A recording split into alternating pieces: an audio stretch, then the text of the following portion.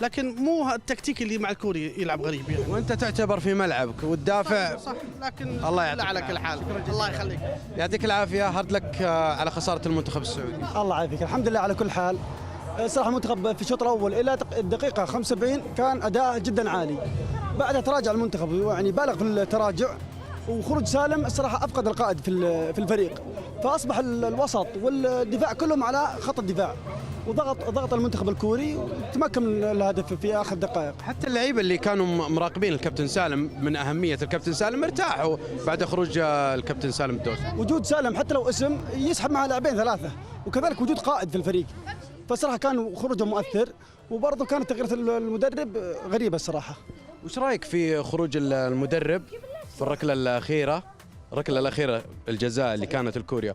وش رايك كقائد ومدير فني للمنتخب وتخرج امام لعيبتك وتروح غرفه الملابس؟ لا صراحه كان محبط لنا احنا كجماهير، احنا خرجنا بس ما يكون الخروج يعني بهالطريقه هذه، كان صراحه محبط صراحه. عدلك.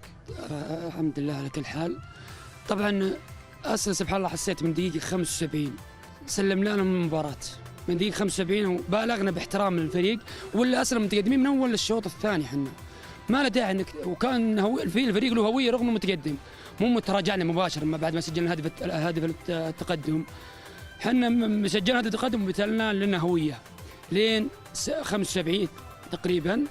بعدها سلمت الملعب. لا حتى الحارس، ممكن الحارس والمدافعين ما في خبره. تعرف حارس لما تجي ضربه مرمى لنا يشوتها وين؟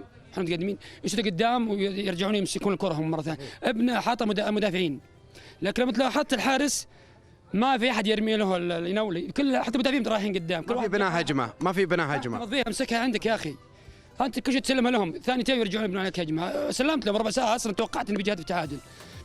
تاثر طبعا على نفسيتهم، يعني متوقع اصلا زين انه ما انتهت بالشوط الاضافيه جابوا هدف. بعد الحمد لله على كل حال. حظ اوفر.